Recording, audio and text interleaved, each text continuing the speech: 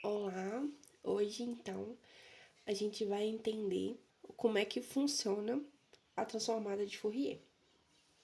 Bom, Fourier ele descobriu, que todo sinal ele pode ser escrito como uma superposição de senoides. E o que isso quer dizer? Por exemplo, aqui a gente tem duas funções. Essa superposição ela vai ser a soma das duas, que seria esse esboço aqui. E aí a gente vai ter uma função aqui com uma amplitude 10 e aqui com uma amplitude 1, com a frequência maior, né? Aqui. Aí a gente somando essas duas funções, a gente vai ter como resultado uma função parecida com essa daqui. Ela vai permanecer com as características da amplitude da mais alta, da função 1, e a gente consegue ver também algumas características da função 2, que são essas pequenas ondas no decorrer da função. Mas o que a transformada de Fourier ela faz, né? Para a gente entender ela, a gente tem que pensar numas funções numa perspectiva 3D. É que a gente está acostumado a visualizar uma função num gráfico 2D com uma amplitude em função do tempo. E a transformada de Fourier, a gente não vai ver mais essa amplitude em função do tempo, a gente vai ver em função da frequência, para conseguir separar cada uma dessas frequências, né?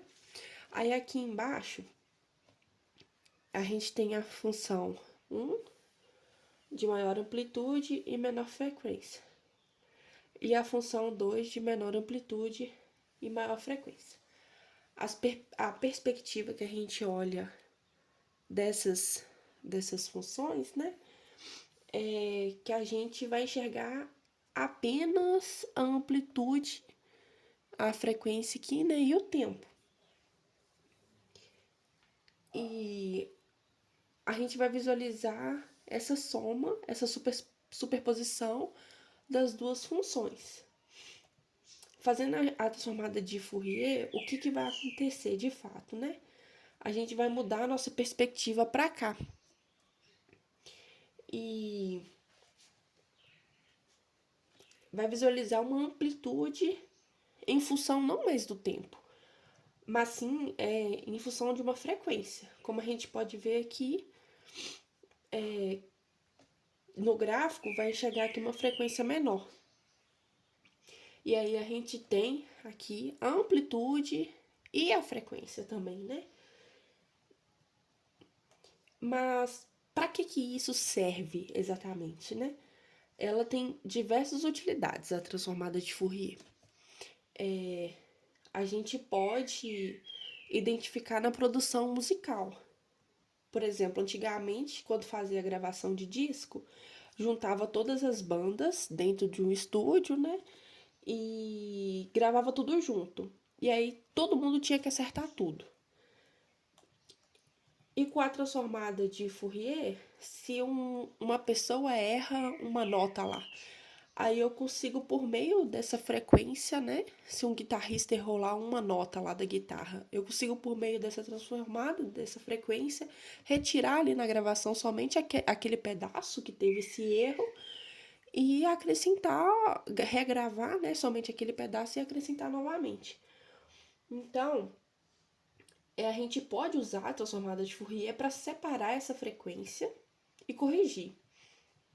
Aí agora a gente vai para um exemplo, né, da transformada de Fourier, para a gente entender como que funciona o exercício. Aí aqui a definição, né, da transformada. F da frequência, né, esse W, de menos infinito ao infinito, uma F de T, ou uma G de T aqui no caso, né, do E elevado a menos J frequência vezes T, dt. Bom, aí aqui nesse exercício pede para a gente determinar a transformada, né, dessa função.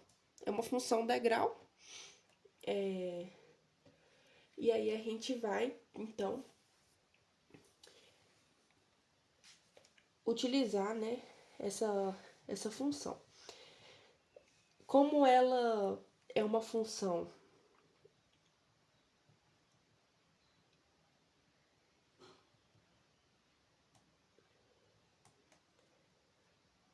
integral,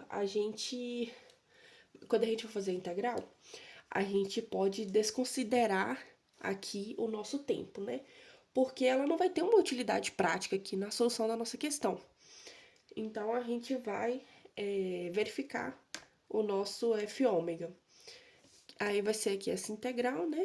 A gente pode, então, reescrever aqui. Não tem necessidade de adicionar nada em função do tempo, porque aqui não vai ter nenhuma utilidade prática. Então, a gente vai definir aqui, né? Nosso f de w. Aí, a gente define o período de integração, né, da nossa integral. Vai ser de menos 1 a 2, por causa que aqui a nossa função integral ela vai de menos 1 a 2. Então, o nosso período de integração vai ser de menos 1 a 2. Aí, a nossa g de t vai ser 4. 4, reescrevendo aqui, né? É menos, elevado a menos jwt dt. Aqui, para a gente resolver essa integral, por propriedade, né? A gente entende que o 4 pode vir para fora. E aí, fica mais tranquilo para a gente resolver aqui essa integral. Pronto. Agora, a gente pode integrar, né? A gente tem noção, né? E por propriedade também, que a gente desce aqui o expoente, né? Como a gente está integrando aqui. A gente repete novamente o 4. Aí, já integrando, vai ficar menos jt menos jw. O t a gente corta, né? Porque aqui não é em função do tempo, é em função do w, que é a nossa frequência, né? Aí eu repito aqui nossos limites de integração de menos 1 a 2. Pronto. Agora, o que a gente pode fazer? Tirar esse negativo aqui, né? Por para fora. Então, pode ficar menos 4 elevado a menos jwt dividido aqui por jw, com os limites aí de integração de menos 1 a 2. Bom, pronto. Agora, a gente já consegue chegar aqui na nossa solução final da nossa transformada de Fourier, que vai ser menos 4, aplicando aqui os nossos limites, né? Substituindo aqui na nossa integral já resolvida, né? Vai ficar o menos J2W menos o mais JT dividido aqui por JW. Então, essa aqui que vai ser a nossa transformada aqui de Fourier, que é extremamente importante para setores musicais, para o setor de engenharia elétrica, né? Para os cálculos de frequência. Então é isso. Esse é o nosso problema, o nosso exercício resolvido.